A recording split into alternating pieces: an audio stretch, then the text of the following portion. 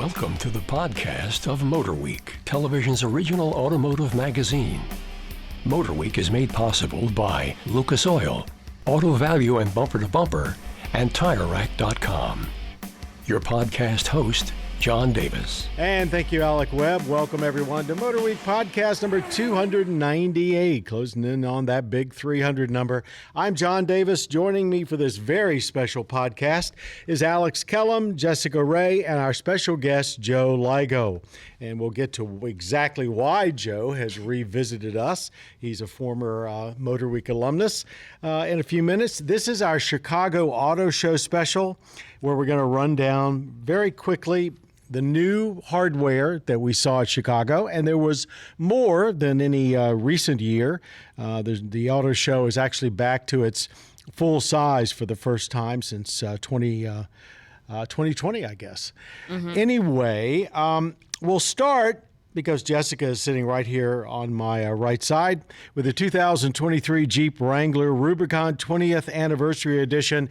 And everybody probably knows that watches MotorWeek that Jessica is very much a Jeep enthusiast. I feel like I'll never live that down. Well, what's to live down? I think it's a point of praise. We're going to run down the whole list, and then we'll end up with something special. But go ahead. What's different about these two Wranglers? Well, you know, Jeep loves to do anniversary edition. Right. So this isn't anything revolutionary, but I know that a lot of Jeep fans, and specifically folks who are interested in the Rubicon, will probably be very much interested in this 20th Anniversary Edition. It comes in 3 different types. Okay, so a 4xe, so that's the plug-in hybrid version that gets about 21 miles of electric range. The 392, which is the 470 horsepower V8, and then also a special American Expedition vehicle version. I didn't know that, because all I saw were the first 2.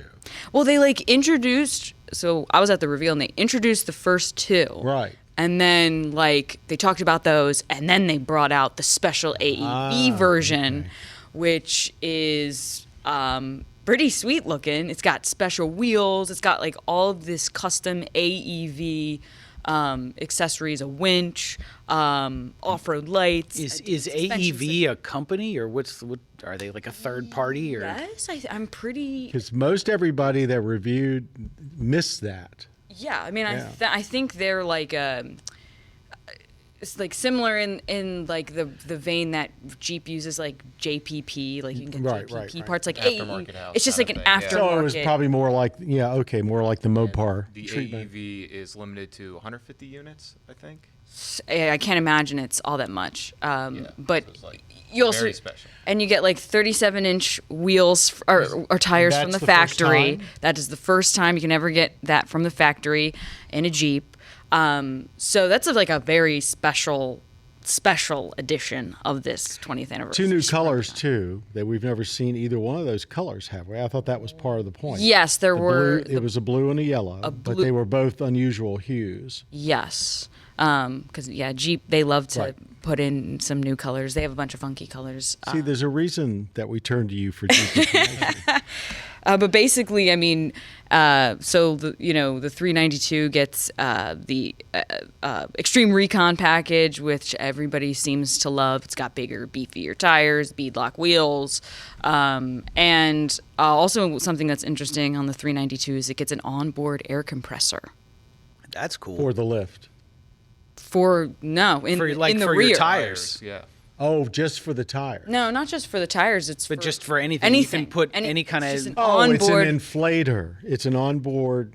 Well, I mean, they call it an air compressor. Well, it means use it for various things. Bikes. It's you open up the tailgate and it's back there. Now, I would take that to mean that it actually takes power from the vehicle. In other words, a lot of cars come with air inflators for their tires, no spare tires. So this has got to be more than that.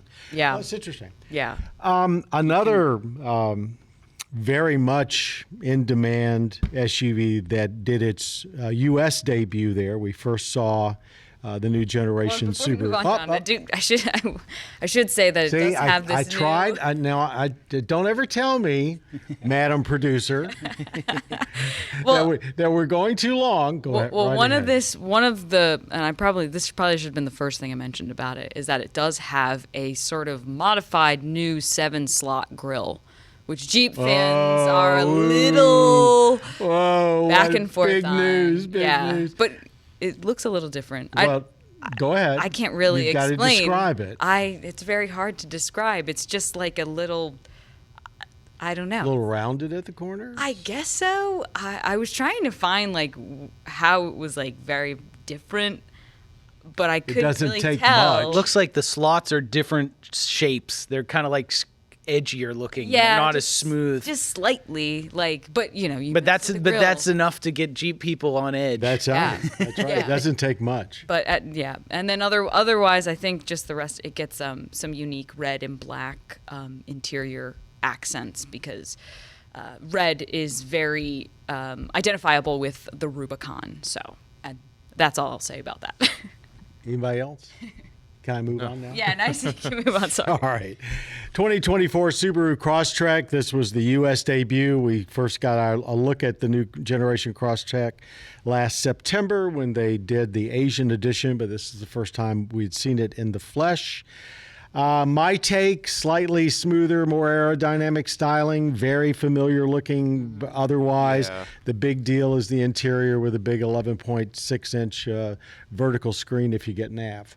But what do you guys think? Yeah, I mean, if you were to like ride past it on a galloping horse, you'd say, yeah, it's a Crosstrek, like I can tell, but it's not. It doesn't have like too many crazy things to the exterior done to it to make it like super, super new, but it does look good. They have like different like air outlets, like I think by the wheel arches and stuff to like stabilize the vehicle.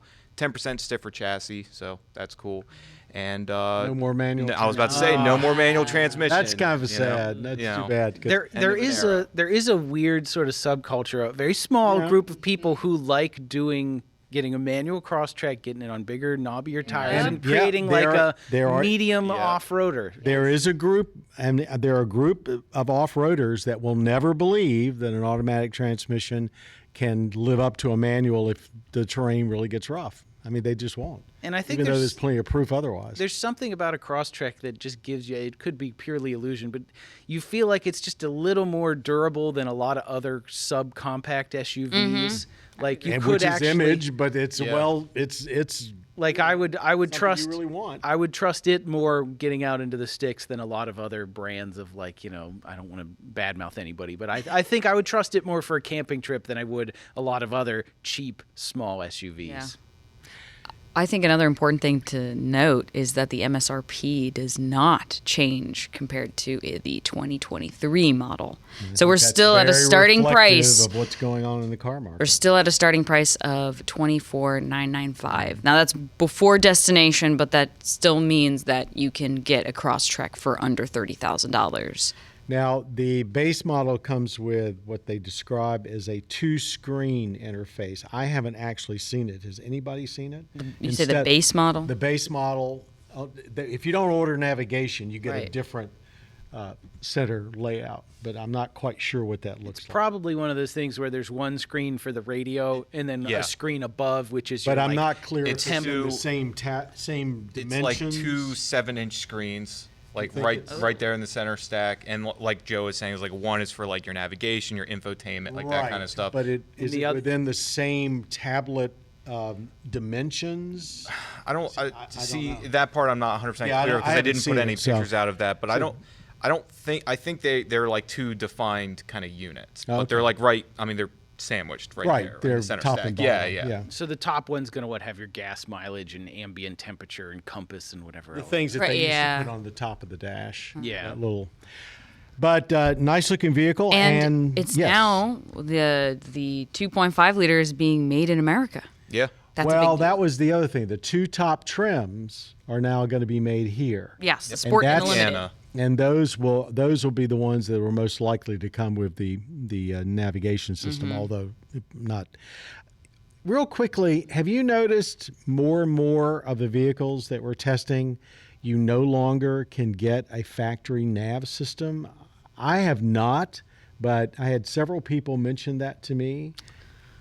I still see them. Question. I could see why. Well, everybody's using it on their phones. Yeah, Yeah, I was gonna say, like, I've been seeing nav, like, really, like, even though they have the same screen in there, it's just nav is like an option. Well, nav has right, pretty much always been. But I guess my point is, like, you would think, like, oh, they already have the screen, they already have all the satellite hookups and everything. Yeah. You would think they would just start offering it, but exactly that. Like, if people are using their phones, they must figure. I mean, a lot of why the do time it. we are getting the higher end models, which Of course. do have nav in them. But I think as long as your vehicle offers wired CarPlay, I see no need to have navigation. Well, I know I personally use it off my phone more than times than not. Except now with EVs, you get it. It can calculate the next charging stop in your most True. efficient That's a route. little different. But- Yeah, that's a little different. You the can do idea- that on an app on your phone. The too. idea is next gen Apple CarPlay and I think Android Auto is supposed to Gonna be have able like to take battery Do that. integration.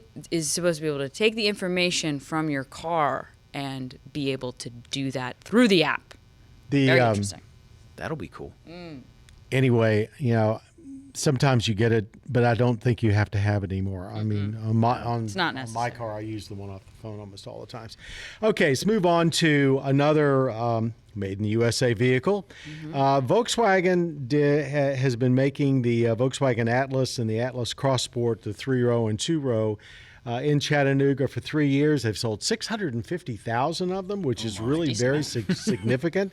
And they've given them a very substantial reface or refresh for 24. Yes. Exterior, it's mostly about adaptive headlights and some more LEDs. But inside's totally redone and not bad. I thought it really modernized it. Powertrain now is just one single 4-cylinder, no more VR6. I think that's the last vehicle that was using the VR6 sold here. I believe so. I saw an article that was like, "Goodbye VR6." It's too bad because that was a very torquey little 6-cylinder engine, but it was a narrow angle 6. It was almost like having an inline 6, but not quite. But what did you guys think about it? I mean, I'm really digging the new illuminated badges. I think that's really cool. I think it stands out from the crowd, which In that class, yeah, in that They've class, done- which they pushed need. it up market, I think. They absolutely have, because anything over the base model gets the illuminated badges. That's front and rear, and it also gets this really cool light bar on the top of the hood that we actually, if you've seen a ID4 behind Right. you in the night, it has that same light bar. So that's clearly the styling that Volkswagen's going toward. But I think it's great styling, and also something that's very unique.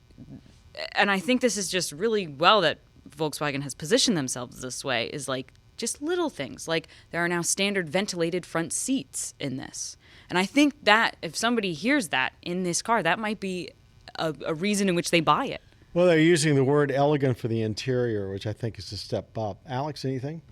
Not much. I mean, 12-inch infotainment and now a 10.25-inch instrument panel. I mean, everything obviously we're going screens, right? More tech. But you get the So- digital cockpit standard, I think. I believe so, yeah. Yeah. So, that's just, again, it's like it's bringing more people into this, like, more elegant thing. Plus wireless, CarPlay? like the app integration and stuff. So, again, going back to what we were just saying, Joe, did you have a chance to look at them at all? Yeah, and I mean, I'm sad to see the V6 go bye-bye also, and I'm curious about the calculus of that. I mean, are people worried about towing with a Turbo 4? I'm sure not many Atlas drivers tow, but like I do wonder. There's a lot of these big 3-rows that are getting a lot of power out of a little displacement. And they're doing 5,000 pounds, like Yeah. the one we're going to talk about next. Well, Yeah. the Atlas This one can does do 5,000. 5,000. Yeah, I know. Yeah. And you think about that, and you think, but there's an old adage that there's no replacement for displacement. So I don't know. Yeah, I mean, I don't doubt they have the power. I just wonder what happens to that poor little engine when you're towing a camper uphill. But I don't know. Is there any more reliable engine in the world than a 2-liter Volkswagen 4? So, Also a good point. And I think in most use cases, right, most people are not towing with this. Right. Most people are not pushing They're this not thing to towing its limits. 5,000 pounds. Yeah, and I think the 5,000 number is a good number because for people who tow kind of closer to the standard 4,000 pounds and they get a little bit nervous, this kind of, I think, helps in that way. But it's kind of almost a new standard, I think, for this class, too. I will say when you get inside, what I noticed first was just how clean the new instrument panel layout is. It's very linear. With the prescribed big screen in the middle, but it's ultra clean and I think very modern looking. And if you didn't know, if you were, with a new powertrain, new front and rear, new interior, if you didn't know this wasn't an all new vehicle, if you were a buyer, you would think they've redesigned it. They redesigned everything you see and most of everything you touch. So they did a nice job. Now, the biggest single reveal at Chicago, and this was a big deal. Yeah. The 2024 Toyota Grand Highlander, a lengthened version of the Highlander with a true adult size third row, also made in the U.S. What can you folks tell everybody about them? So, I mean, it's out on the exterior. It's not exactly a big surprise. It looks like a bigger Highlander. I think it looks more like a cross. I thought it looks more purposeful, more like a little more Sequoia in the front end. But it's pretty mean looking. Yeah, I mean, it's built on the same platform as both the Sienna and the Highlander, Right. but obviously it's Grander. bigger. It's grander. 6 inches longer. For Yeah. everybody. So it fits right between Highlander and Sequoia. Yeah, and so Toyota's touting this as an adult sized third row. And I tested it out and I'm a little shorter than adult sized, but the consensus to most of the people that I have talked to, and also I've sat in a lot of third rows, it is very spacious. It is a huge step up compared to the standard Highlander, which one of the biggest complaints with the Highlander is the third row, which is really more of a utility third row or for smaller. The legroom children. more than doubles. It goes from 2.5 to 5.1 inches. Would Greg fit? That is. I think Greg would fit. I think he I would fit. fit. I fit, and I don't have Greg's height, but I've got more bulk. I thought it was pretty. I thought they did a really good Yeah. job with like where your legs sit. Mm-hmm. Like they fit very nicely underneath the seat second in front row. of you. Yeah, because so many third rows, you have to there's no floor. The floor is so close to the seat bottom. Yes. You have to stick your legs out. Yes. But Yes. it doesn't make you do that. There is a shape for your legs to go down. There's plenty of room for your legs. Yeah, and I think a lot of people think, well, Grand Highlander, what is it? What about the Sequoia, right? But these are two very different vehicles. You've got a Sequoia crossover is versus truck-based. an SUV. Yes, and that's so correct. the advantages, of course, of this one being that it comes with 3 powertrains. Although all 4 cylinders. All of them are 4 cylinders, which we were just talking about Well, big this is vehicle, the trend. 4-cylinder. 3-row crossover, 4-cylinder only. It's not here yet for everybody, but it's coming. Yeah. So you have the 2.4 liter that is just a standard gas. Then you have a 2.5 liter hybrid that Toyota is saying can get us 34 miles per gallon, which I think is probably the biggest deal. But I think other people might think the biggest deal is the new hybrid max powertrain that will get you 362 horsepower and I think 400 pound-feet of torque. Yep. So, and that has the 5,000 pound. Everybody that's not familiar with the hybrid max at Toyota, that is going for power, not additional fuel economy necessarily. I think it's is it any improvement in fuel economy or do we know? What do you Is the Over max the over the gas regular only. hybrid? Oh, they didn't give any numbers for. I think in one other vehicle it was like a 1% gain. I want to say the Crown. The Crown. Was it the Crown?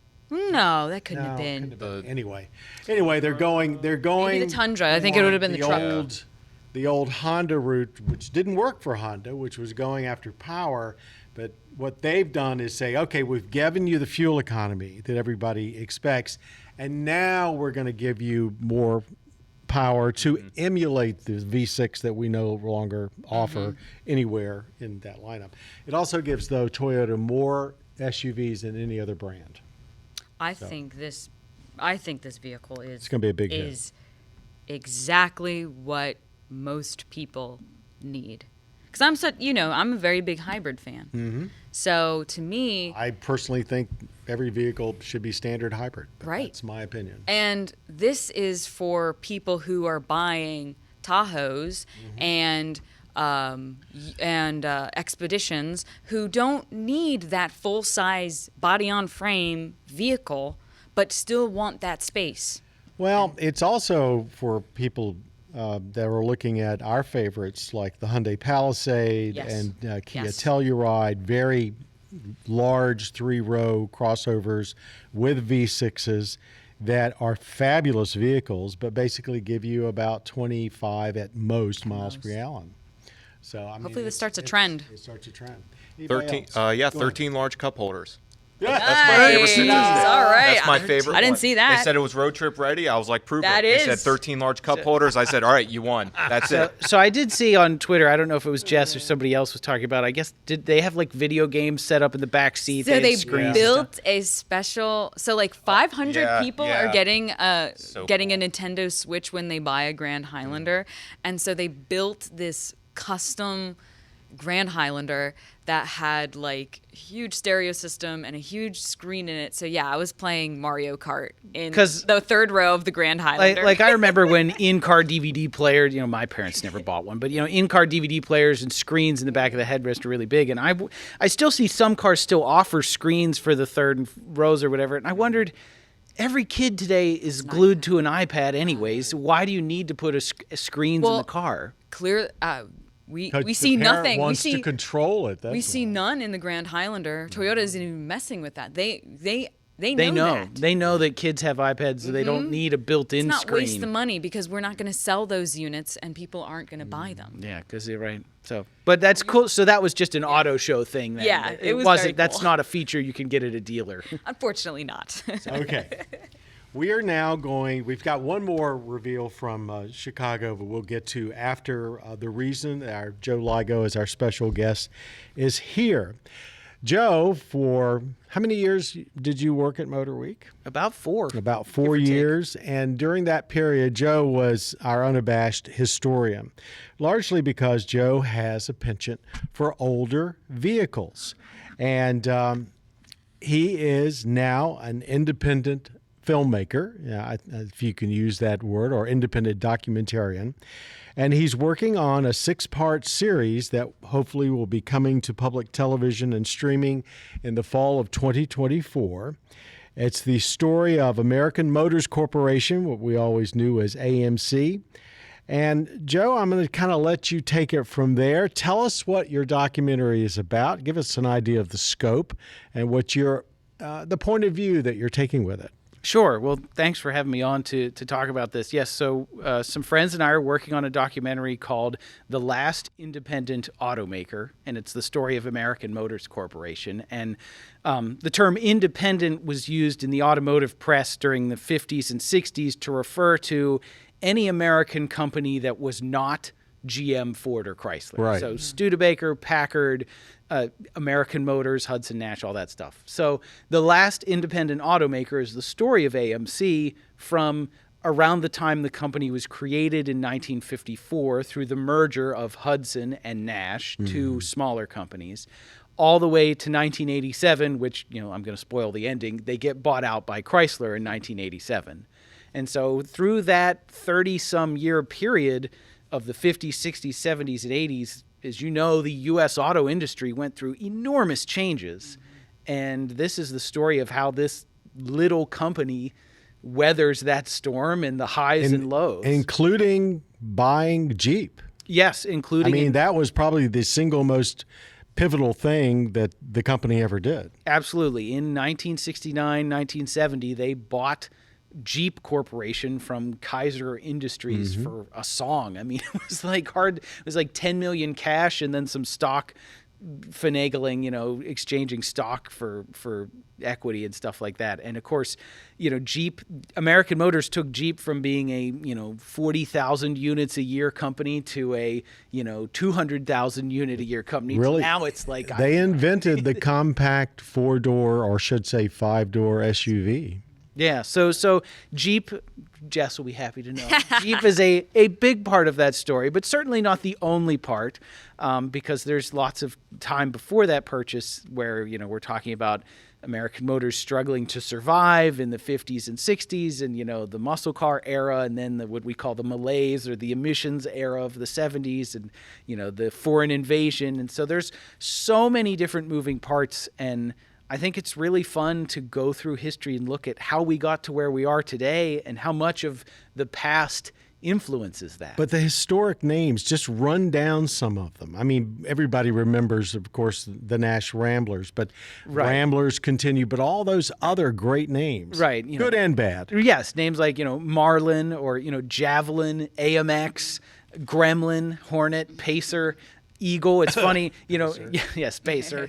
We were talking about the Subaru Crosstrek literally runs the exact same playbook as the AMC Eagle. Take an existing car, don't change any of the body panels. Take a passenger car. Take a passenger car. Don't change any of the body panels. Lift it 2 inches and add fender flares. It really was the first crossover SUV. Yes. And so, the AMC Eagle was the same thing. They took a car they had no money. They took a car that already existed, lifted it, added four-wheel drive and fender flares, and it was a new car. It was a new product, a new class. While everybody likes to look down their nose at the Pacer, the original Pacer was supposed to have, of course, a Wankel engine in it and was designed around that.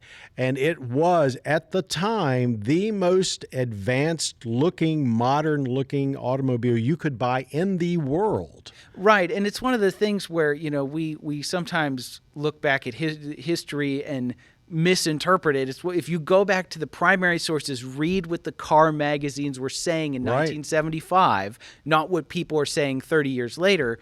The Pacer, there were lines out the dealerships. It looked like something the Jetsons would drive. Right, there were bubble of glass. Dealers were begging for more Pacers. They were like, the factory was running 3 shifts. It was the hottest new car ever, and then all of a sudden, overnight, it tanked.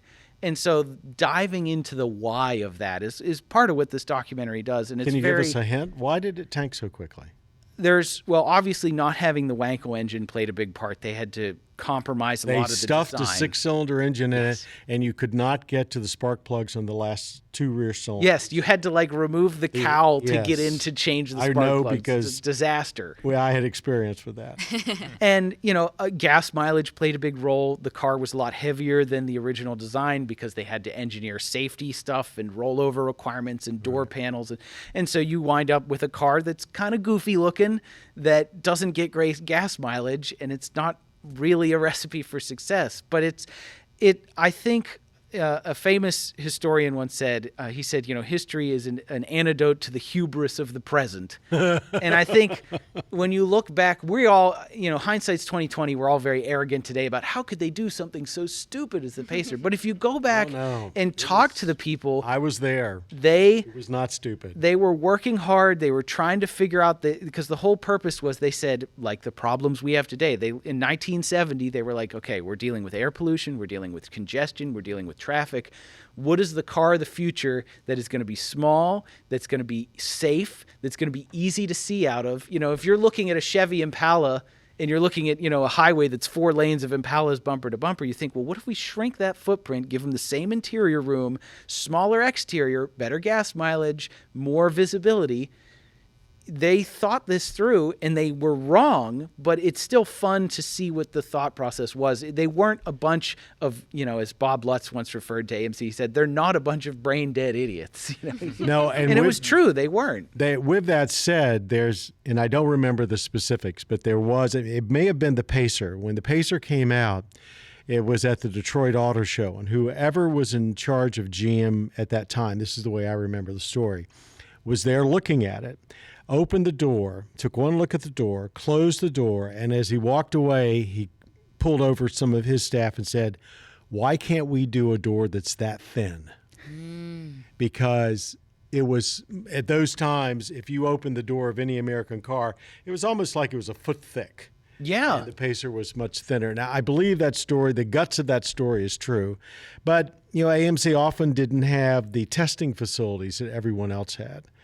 Which led to some of their quality problems. But you've got dozens and dozens of interviews in this from folks that this is not just your opinion. You've backed it up with an incredible array of ex-AMC folks. Right. So my goal is to have none of my opinion in this and to let them tell their story, which is hard. But yes, we've interviewed probably over 35 people, and that includes everyone from folks who worked on the assembly line, putting hubcaps on, all the way up to 2 former CEOs of the company. Right. And so we're really trying to get the full picture of this, which is something it's really hard to get in the automotive industry because if the company's still around, they're very protective. But since AMC's gone, there's no PR person watching over my shoulder. There's no archivist telling me they won't give me these photos. It's a dead company, and so we have a lot more freedom, and I think people are a lot more willing to be interviewed because they're not afraid of losing their pension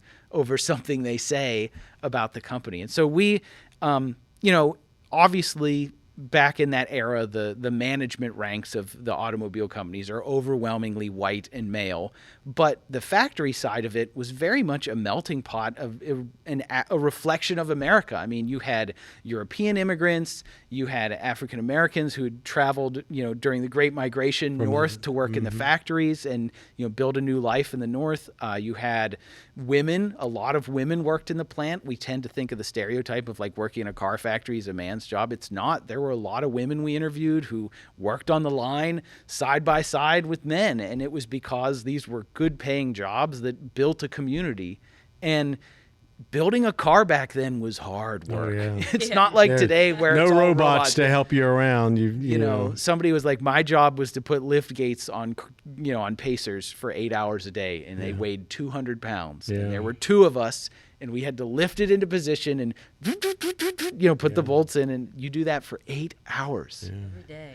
Well, I'm go ahead, Jay. No, I was just saying that's. I couldn't imagine doing that. I think it's a fascinating story. We have MotorWeek's been around long enough. We remember many years we would be at the You've AMC actually reviewed new headquarters. AMCs, right? Absolutely, and we Which would shows go up there. it wasn't that long ago that this company existed. We tend to think of it as an old story. No, but no. this is Southfield, recent. Michigan, their headquarters there, big AMs, American Motors on the top of the building. They had a huge field out back. We'd go there every summer and test all their new products. It wasn't that long ago. It's kind of crazy, because like you mentioned some of the nameplates, right? Like the Hornet, right? Right, it's coming back. Coming back. So, and of course, Jeep being, who would have ever fathomed that Jeep would be what it is today? No. But I think that's the essence of obviously that's what Chrysler saw in them, but I think that the fact that the story of AMC to me really continues to live on through the success of Jeep, I think. Well, and I have to thank MotorWeek, of course, for letting us use some of your archive footage. When the series comes out, if you watch, you'll see clips of vintage MotorWeek and vintage John Davis driving around. Very vintage. Different With AMCs. hair. And, we interviewed you, a modern interview with you reflecting back on it, and the late Pat Goss was also interviewed, so we were glad to have a chance to talk to him as well. Well, keep us up to date on his progress, and when the show is ready to air, we'll have you back on to kind of give us a preview of it. Absolutely, and there's a trailer on YouTube. If you search The Last Independent Automaker, you can find us, and then we have a Facebook page as well. So The Last Independent Automaker, Facebook and YouTube. Yep, so you can see our trailer. And, or just Joe follow us. Ligo. So. Well, I'm on Twitter, but yeah, search our Facebook page is where we update on the progress of the documentary. Anytime we have a cool interview or a cool car that we film, we always post behind the scenes stuff. Thank you, Joe. Thank you. For you. joining us. Okay, we've got actually 2 more vehicles we want to talk about real quickly. The Chicago Auto Show, everybody knows wants to do electric pickup trucks. And Ram has been a little behind both Ford and Chevrolet and GMC. And they did bring to the Chicago Auto Show the first time the public got a chance to see the 2024 Ram 1500 Revolution Concept EV pickup. It had been shown to the press. However, what no one really expected when we saw it was that almost immediately in the Super Bowl commercial, Ram showed the production model 2024 Like Ram 2 weeks 1500 later. Rev REV. Yeah. Well, No, it was 2 weeks. It wasn't even 2 weeks later after they showed it in Chicago. Well,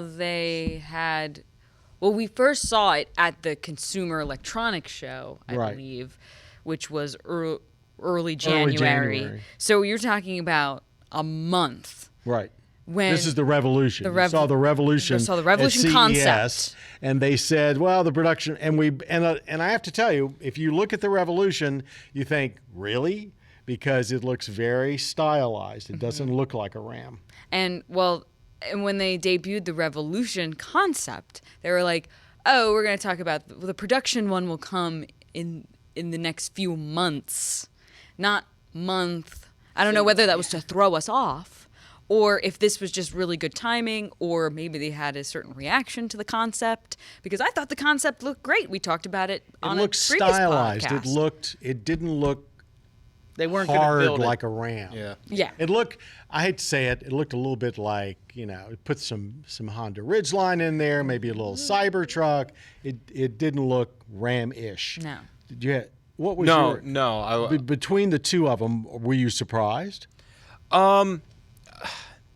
Not really, because when I saw the Revolution, the concept, I looked at it and was like, it's cool. There's some orange lights in there, so that's neat. I like orange. But outside of that, I looked at it and I just thought, they're not going to build this. Like, I just don't think they're going to. If they do, that's cool. But I just don't the think Ram they will. customer, Right. And that's the thing is, like, I'm not really a truck guy. I'm not a Ram guy, so I don't have that same vision. But yeah, when I looked at it, I was like, whatever. The production model, or what we saw in the ad, definitely looks more in line with Ram, with like the design language. And also, I looked at it and went, yeah, like if they were going to electrify a Ram or make it an EV, like, yeah, that's what it would look like. It's got the forks in the front and everything. It's just a gas Ram that's been electrified. It's not an all new chassis and all this other fancy stuff. It's pretty much like, they just took it and made it. But is that true? We don't know that. We don't know right. that We yet. don't know That's that. that's Because how it Silverado looks. That's how it looks. Yeah, that's That's the how it impression looks, you get. yeah. It's like, oh yeah, that's a Ram 1500. Where electric. F-150 is a new chassis, but it looks like a regular F-150. Yeah. But the It's the Silverado same- now looks like Something an its own Avalanche. thing. Yeah. No, I think I like the production version. I think it looks like a Ram. Yeah. People who buy Rams like them because Right. They have they that like look. the styling. We haven't seen the inside of it really though, so I'm excited to kind of see what the interior looks like. Well, but they've already put a big screen in the Ram, so how much different can it be? And one last thing we probably should mention is that while this is going to be like all electric, Ram is looking into a range extender Yeah, model. they teased some kind of. Teased. They won't say what it is. Explain to our audience what our concept of a range extender is. So it's. I probably don't. Have the Well, best it's a way to explain small this. engine Yes, engine it's that's a generator. Small, engine that's a generator that charges the battery in Right. a mostly electric vehicle. Yeah. Of concept like the Volt, which was very successful and people really liked. And one of the biggest problems that people have specifically with the larger EVs is that there's an issue with range and charging. And what if I want to go on a road trip? And so I actually like the idea of having a range extender in a vehicle of this size. I think it makes sense for the market at this point in time. I agree. Especially if you're going to be the one a tow, that's going to be the nut that cracks. They're going to crack that towing nut that is so difficult with some of the Lightning and Rivian and stuff, where like once you put a trailer on it, your range goes down to like 90 miles or whatever. Yeah, if there's a range extender in there, and Ram can say, we're the truck, we're the EV you can tow with. Well, they made that very clear that they were going to beat all comers. Yeah, they said they're going to be the new standard pretty much for everything. Really quick, we have two more things to do before we wrap this up. A vehicle that just came on our radar as we were getting ready to record this podcast, sort of snuck in, a refresh of the Buick Encore GX. What do we know? It's got a new badge. It's got the Tri-Shield badge. First new North front end. American. First. I'll just keep talking about the badge now. But it is their first North American vehicle that's got the badge. But yeah, so it's a new front end. That's like the big thing you're going to notice. You look at it, and they described it in all sorts of ways. But I guess the most simple way to put it is it's more modern. I know before the podcast we had kind of likened it a bit to maybe Chevy, a little bit, and I don't. But it does have wanna, that kind of gaping sure, lower yeah. lip that's become fairly familiar. Mm-hmm. But I they think, sell a lot of SUVs. Yeah. It's an all SUV brand now. 2 powertrains are available, to my understanding, a 1.2 liter and a 1.3 liter. Yeah, it kind of threw me for a loop there too. So you get 2 drive systems. You get front-wheel drive standard. There's also all-wheel drive. The all-wheel drive gets a 9-speed automatic. The front-wheel drive gets a CVT, which is Easy to make that choice. yeah. And then I believe it's a model first. It's the and I don't think I can pronounce it right because I'm definitely not a writer. Avenir. That's yeah. Hey, look at that. Avenir. I've forgotten whether it's Avenir and Avenir, but go ahead. That's close enough. I got it right. But it gets the high end. It's getting this is going to be its first time like on this model, to my understanding. So yeah, it's got all the. That's their peak trim level. Yeah, they were saying that on other models that have this trim, like they've been selling a lot. I believe it. People really enjoy it. Shocker. So Now there has been in the past an Encore and an Encore GX. Mm-hmm.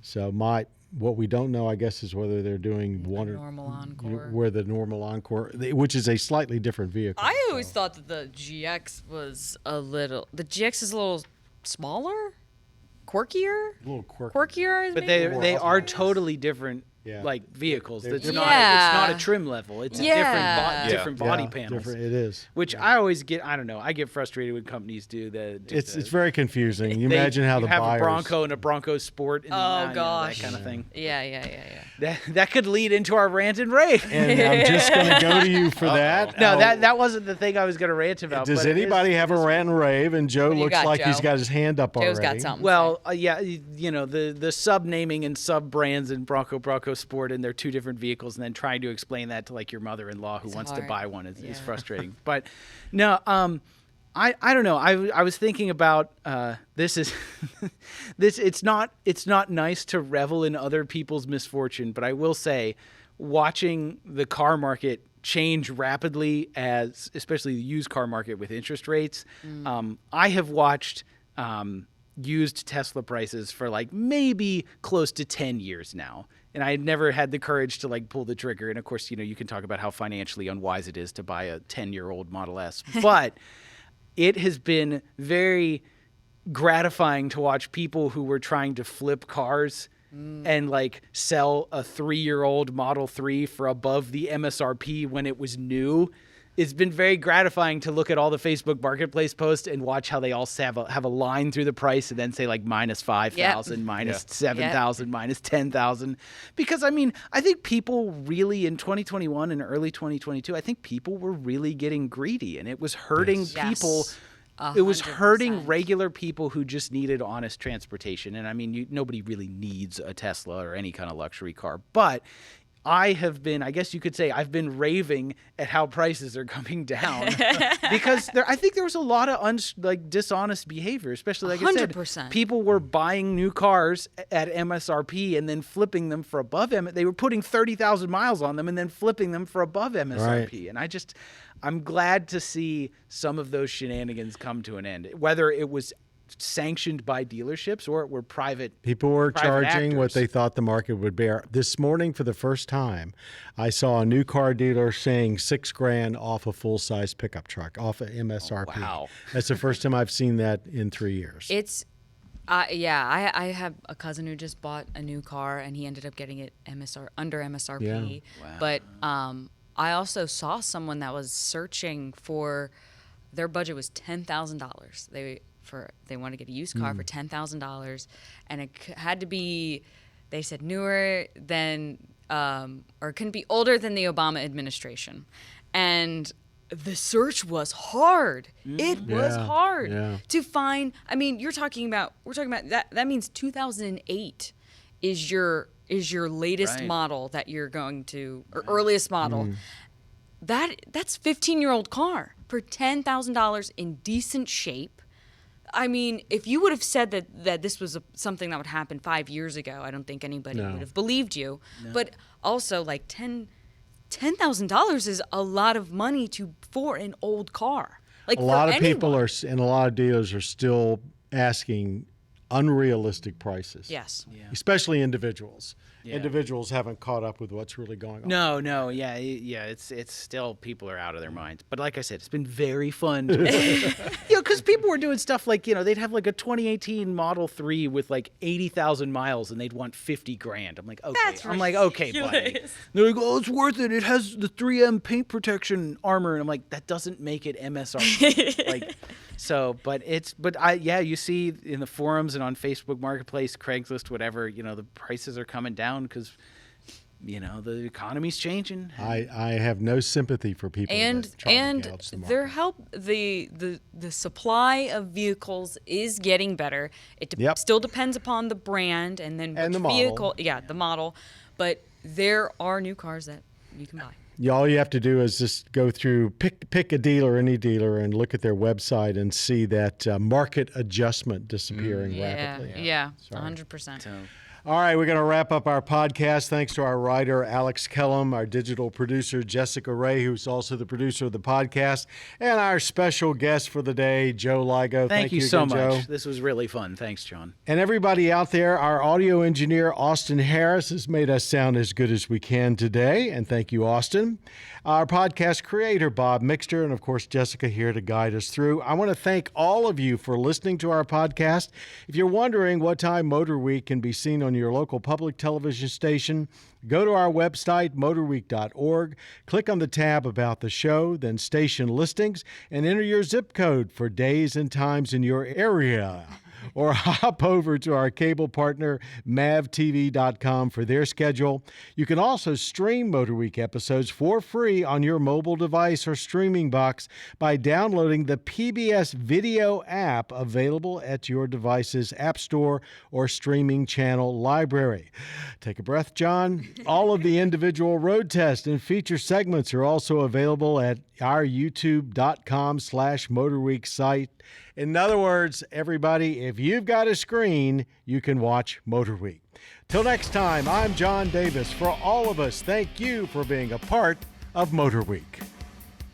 You have been listening to the podcast of MotorWeek, television's original automotive magazine. MotorWeek is made possible by Lucas Oil, Auto Value and Bumper to Bumper, and TireRack.com.